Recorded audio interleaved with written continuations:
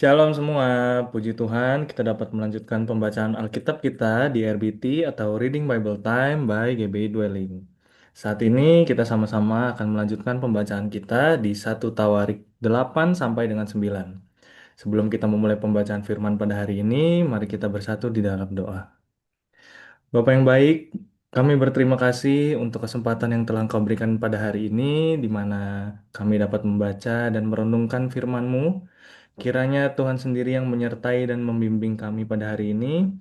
Bukalah mata rohani kami, supaya kami dapat memahami dan menyerap firman-Mu dengan sungguh-sungguh, dan kami tidak hanya sekedar membaca saja. Pada hari ini ya Tuhan, pembacaan firman akan dipandu oleh anak-Mu Kristel. Kiranya Engkau yang memberkati dan memimpin sehingga segala sesuatunya dapat berjalan dengan lancar dan membawa berkat bagi banyak orang. Terima kasih Bapa, kami menyerahkan seluruh sesi ini ke dalam tangan-Mu. Dalam nama Tuhan Yesus Kristus kami berdoa dan mengucap syukur. Haleluya. Amin. Oke, teman-teman semua, sesi selanjutnya akan dilanjutkan oleh Kristel. Silakan. Thank you, Mike. Oke, pembacaan kita akan diambil dari 1 Tawarik 8 dan 9. Daftar keturunan Benyamin. Benyamin memperanakan Bela, anak sulungnya, Asibel, anak yang kedua, Ahra, anak yang ketiga, Noha, anak yang keempat, dan Rafa, anak yang kelima. Anak-anak Bela ialah Adar, Gera, Abihud, Abiswa, Naaman, Ahoah, Gera, Sefufan, dan Huram. Inilah anak-anak Ehud. Mereka ini adalah kepala-kepala puak penduduk Geba yang diangkut ke dalam pembuangan ke Manahat. Naaman, Ahia, dan Gera mengangkut mereka ke dalam pembuangan. Dia memperanakan Uza dan Ahihud. Saharaim mendapat anak di daerah Moab, sudah diusirnya Husim dan Bara, istri-istrinya. Ia mendapat anak dari Hodesh, istrinya, yakni Yobab, Zibia, Mesa, Malkam, Yeus, Sokya, dan Mirma. Itulah anak-anaknya, kepala-kepala puak. Sebelum itu dari Husim ia telah mendapat anak, yakni Abitub dan Elpal. Anak-anak Elpal ialah Eber, Misam, dan Semet. Dia ini mendirikan kota Ono dan kota Lot dengan segala anak kotanya. Beria dan Sema adalah kepala-kepala puak penduduk Ayalon. Mereka telah menghalau penduduk Gad. Ahio, Sasak, Yeremot, Zebaja, Arad, Eder, Mikael, Yispa, dan Yoha ialah anak-anak Beria. Zebaja, Mesulam, Hiski, Heber, Yismerai, Hizlia, dan Yobab ialah anak-anak Elpal. Yakim, Zikri, Zabdi, Elio, Enai, Ziletai, Eliel, Adaya, Beraya, dan Simrat ialah anak-anak Simei. Yispan, Eber, Eliel, Abdon, Zikri, Hanan, Hananaya, Elam, Antotia, Yifdea, dan Penuel ialah anak-anak Sasak. Samserai, Seharia, Atalia, Yaresya, Elia, dan Zikri ialah anak-anak Yeroham. Itulah para kepala puak, para kepala menurut keturunan mereka. Mereka ini diam di Yerusalem. Keturunan Saul. Tetapi di Gibeon, diam bapak Gibeon, yakni Yeyel. Dan nama istrinya ialah Maka. Anak sulungnya ialah Abon, lalu Zur, Kish, Baal, Nadab, Gedok, Ahio, Zeker, dan Miklot yang memperanakan Semea. Juga mereka ini pergi diam berdekatan dengan saudara-saudara mereka di Yerusalem bersama-sama saudara mereka yang lain. Ner memperanakan Kish, Kish memperanakan Saul, Saul memperanakan Yonatan, Malkisua, Abinadab, dan Esibal. Anak Yonatan ialah Meribal, dan Meribal memperanakan Mika. Anak Mika ialah Piton, Melek, Tarea, dan Ahas. Ahas memperanakan Yoada, Yoada memperanakan Alemet, Asmewet, dan Zimri. Zimri memperanakan Moza. Moza memperanakan Bina. Anak orang ini ialah Rafa, dan anak orang ini ialah Elasa. Dan anak orang ini ialah Azel. Azel mempunyai 6 orang anak, dan inilah nama-nama mereka. Azrikam, Bohru, Ismail, Serya, Obaja, dan Hanan. Itulah sekalinya anak-anak Azel. Anak-anak Esek, saudaranya, ialah Ulam, anak sulungnya, lalu Yeush, anak yang kedua, dan Elifelet, anak yang ketiga.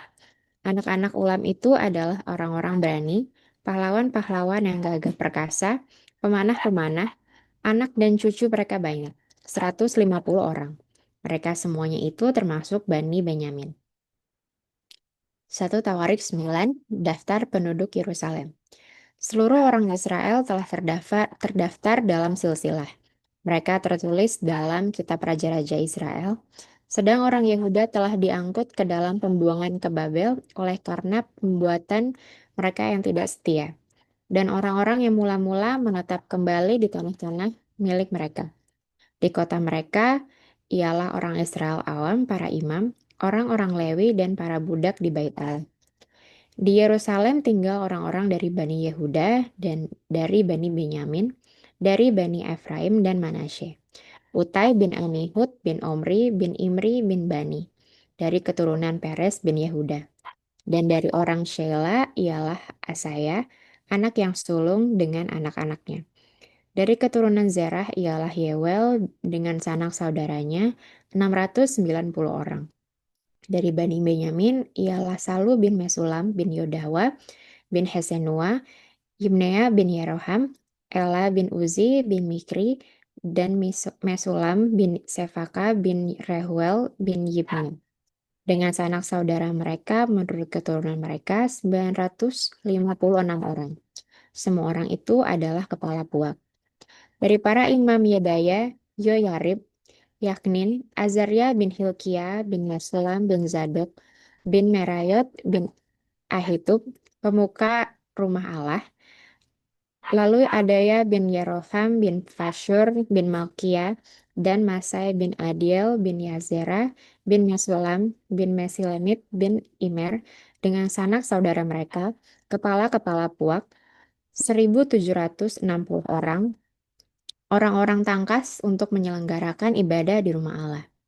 Dari orang-orang Lewi ialah Semaya bin Hasub bin Azrikam bin Hasabia dari keturunan Merari, lalu Bakbakar, Heresh, Galal, dan matanya bin Mika bin Sikri bin Asa, serta Obaja bin Semaya bin Galal bin Yadutun, dan Berekhya bin Asa bin Elkana yang diam di desa-desa orang Netofa. Penunggu-penunggu pintu gerbang ialah Salum, Akub, Talmon, dan Ahiman. Dengan sanak saudara mereka, Salum ialah kepala. Sampai sekarang mereka ada di pintu gerbang raja di sebelah timur. Merekalah penunggu-penunggu pintu gerbang perkemahan Bani Lewi. Salum bin Kore bin Ebiasaf bin Korah dan saudara-saudara sepuaknya, yakni orang-orang Korah, mempunyai tugas jabatan sebagai penjaga-penjaga ambang pintu Komat. Seperti bapak-bapak, mereka bertugas di perkemahan Tuhan sebagai penjaga-penjaga pintu masuk. Pinehas bin Eleazar mengepalai mereka sebelumnya. Tuhan kiranya menyertai dia. Zakaria bin Meselemia adalah penunggu pintu kemah pertemuan. Mereka semuanya yang terpilih menjadi penunggu ambang pintu ada 212 orang. Mereka telah terdaftar dalam silsilah di desa-desa mereka. Daud dan Samuel pelihat itu mengangkat mereka dalam jabatan itu. Mereka dan anak-anak mereka bertugas menjaga pintu-pintu gerbang rumah Tuhan, yakni bait kemah itu. Ke arah 4 mata angin ditempatkan penunggu-penunggu pintu gerbang itu, yakni ke arah timur, barat, utara, dan selatan. Dan saudara-saudara mereka yang tinggal di desa-desa mereka pada waktu-waktu tertentu harus masuk selama 7 hari untuk bekerja bersama-sama mereka, sedang keempat kepala penunggu pintu gerbang itu memegang jabatan tetap. Mereka adalah orang Lewi dan mengawasi bilik-bilik serta perbendaharaan rumah Allah. Mereka bermalam di sekitar rumah Allah itu sebab mereka bertanggung jawab atas penjagaan dan harus membuka pintu setiap pagi. Sebagian dari mereka mengurus perkakas ibadah. Mereka menghitung perkakas itu pada waktu dimasukkan dan dikeluarkan. Sebagian dari mereka ditugaskan mengurus perabotan, yakni segala perabotan tempat kudus dan mengurus tepung yang terbaik, anggur, minyak, kemenyan, dan rempah-rempah. Sedangkan beberapa orang imam menyediakan campuran rempah-rempah. Matika, salah seorang Lewi, anak sulung Salum, orang Korah itu mendapat tugas tetap untuk mengolah roti. Dan sebagian dari anak-anak orang Kehat, yakni dari sanak saudara mereka, mengurus roti sajian untuk disediakan setiap hari Sabat. Dan inilah para penyanyi, kepala-kepala puak orang Lewi yang diam di bilik-bilik dan bebas dari pekerjaan lain. Sebab siang dan malam mereka sibuk dengan pekerjaannya. Itulah para kepala puak orang Lewi, para kepala menurut keturunan mereka. Mereka ini diam di Yerusalem. Silsilah Saul. Di Gibeon, dia bapak Gibeon, yakni Yael. Dan nama istrinya ialah Maka. Anak sulungnya ialah Abdon, lalu Zur, Kish, Baal, Ner, Nadab, Gedor, Ahio, Zakaria, dan Miklot. Miklot memperanakan Simeam. Juga mereka ini pergi diam berdekatan dengan saudara-saudara mereka di Yerusalem bersama-sama saudara mereka yang lain. Ner memperanakan Kish, Kish memperanakan Saul, Saul memperanakan Yonatan, Malkisua, Abinadab, dan Esibal. Anak Yonatan ialah Meribal, dan Meribal memperanakan Mika. Anak Mika ialah Piton, Melek, Tarea, dan Ahas. Ahas memperanakan Yara, Yara memperanakan Alemet, Asmawet, dan Zimri. Zimri memperanakan Moza. Moza memperanakan Bina, dan anak orang ini ialah Revanya, dan anak orang ini ialah Elasa, dan anak orang ini ialah Azel. Azel mempunyai 6 orang anak dan inilah nama-nama mereka. Azrikam, Bokru, Ismail, Searia, Obaja, dan Hanan. Itulah anak-anak Azel. Demikian pembacaan kita pada hari ini. Mantap. Oke.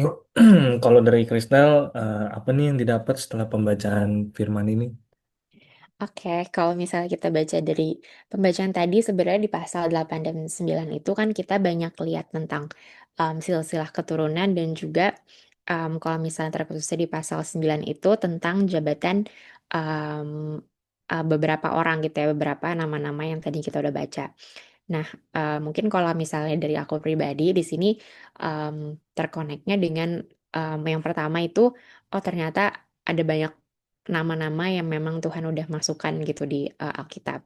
Dan yang kedua itu kalau misalnya kita lihat, kalau misalnya di kehidupan kita sekarang gitu ya, kalau misalnya aku di pekerjaan gitu atau misalnya di organisasi, mungkin kita juga melihat ada berbagai posisi gitu yang dijalanin sama orang-orang dan kadang-kadang tuh ada yang dilihat, oh yang ini lebih tinggi, oh yang ini lebih rendah, dan kadang-kadang tuh justru malah yang posisi-posisi yang nggak high profile tuh di apa namanya nggak terlalu dilihat sebagai role yang signifikan gitu. Padahal sebenarnya di role apapun eh, orang-orang tuh punya signifikansi masing-masing gitu. Kalau misalnya di bacaan tadi kan ada si penunggu ambang pintu itu. Dia bukan pendeta atau misalnya seseorang yang dianggap berpengaruh gitu di gereja, tapi ternyata dia pun esensial gitu apa role-nya dia. Dan kita juga ngelihat role yang tadi itu dideskripsikan lumayan in detail gitu di bacaan kita tadi. Dan gak hanya mereka memang role-nya emang penting gitu, emang mereka dibutuhkan pekerjaannya, tapi memang emang Tuhan yang udah menginclude orang-orang ini gitu untuk em, dipekerjakan dan bahkan ditulis secara detail gitu di Alkitab. Nah, kalau misalnya kita dalam pekerjaan sehari-hari gitu atau misalnya dalam pelayanan kita di gereja, menurut aku sih refleksinya ke aku ya jangan ukur seberapa signifikannya kita itu dari title-nya aja. Padahal kita semua signifikan kok di mata Tuhan. Kita semua tuh ada aja gitu role-nya. Jadi mau mau betapa kalau misalnya kita ngerasa role kita sekarang masih belum berpengaruh atau misalnya masih nggak kita merasanya nggak sebesar itu gitu misalnya impact kita harus ngeliat sama sebenarnya Tuhan yang udah menetapkan role itu ke kita dan em, ya kita udah yang pertama kita harus taat gitu sama sama role tersebut dan ya bersyukur dan kalau misalnya ke depannya pun kalau misalnya kita taat dengan role kita sekarang pasti akan ada terus hal-hal yang Tuhan percayain sama kehidupan kita gitu kalau dari aku. Terima kasih. Kalau dari aku mungkin sebenarnya nggak jauh beda sama yang apa udah Kristal bilang. Intinya kalau aku baca secara keseluruhan dari 1 Tawarik 8 sampai 9 ini, udah pasti Tuhan taruh nama-nama yang banyak itu di dalam Alkitab itu bukan tanpa alasan gitu. Jadi sama halnya kayak kita juga yang nama-namanya udah ditulis gitu sama Tuhan, pasti Tuhan itu udah punya rencana gitu buat masing-masing kita. Jadi ya kita harus tahu kalau misalnya di mata Tuhan itu setiap nama, setiap jiwa itu berharga gitu. Dan jangan sampai kita ngerasa kalau diri kita itu nggak penting kayak sama sama kayak yang apa udah Krista bilang mungkin kalau misalnya di apa di dunia kantor atau di dunia pekerjaan kita gitu kita suka ngerasa kayak eh, role role yang sedang aku jalanin sekarang ini kayaknya kurang kurang punya impact deh, kurang punya dampak yang besar gitu. Tapi sebenarnya menurut aku itu enggak karena Tuhan itu pasti udah punya planningnya masing-masing terhadap diri kita gitu. Jadi kayak ya udah jalanin aja sebaik-baiknya eh, rencana rencana Tuhan yang udah Tuhan kasih ke kita gitu. Jangan banyak ngeluh, ngelakuin aja dan taat terus sama Tuhan gitu. Terus eh, kalau aku lihat lagi lebih ke yang satu Tawarik 9 itu kan pada awalnya orang-orang ini itu dibuang ke Babel gitu kan karena mereka itu pada awalnya nggak setia gitu. Tapi ya kemudian eh, Tuhan kita tuh selalu bisa kasih apa ya? Kayak kesempatan baru gitu kalau misalnya kita memang benar-benar mau bertobat secara penuh gitu dan mendedikasikan hidup kita untuk Tuhan satu-satunya gitu. Ya kira-kira dari aku kayak gitu, Kristel. Untuk ayat emasnya apa udah bisa kita share? Yes, udah bisa. Oke, silakan. Ayat nasnya diambil dari 1 Tawarik 9 ayat yang ke-22. Mari kita baca bersama-sama. Mereka semuanya yang terpilih menjadi penunggu ambang pintu ada 212 orang. Mereka telah terdaftar dalam silsilah di desa-desa mereka. Daud dan Samuel pelihat itu mengangkat mereka dalam jabatan itu. Mari kita satu dalam doa. Tuhan Yesus, kami bersyukur Tuhan karena kami sudah menyelesaikan sesi RBT pada malam hari ini. Sekarang kami mau melanjutkan aktivitas kami ya Tuhan, kiranya apa yang sudah kami baca bisa menjadi pelajaran dalam hidup kami Tuhan, kiranya Tuhan yang terus menyertai kami pada malam hari ini. Dalam nama Tuhan Yesus kami berdoa dan mengucap syukur. Amin. Amin. Terima kasih Kristel untuk pembacaan firman-Nya. Oke, semuanya kita telah menyelesaikan pembacaan firman Tuhan kita pada hari ini.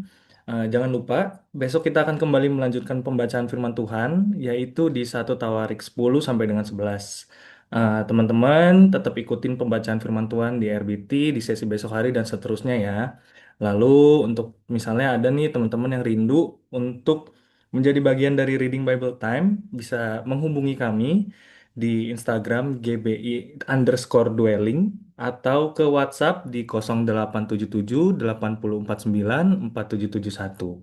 Tuhan Yesus memberkati semuanya. Shalom.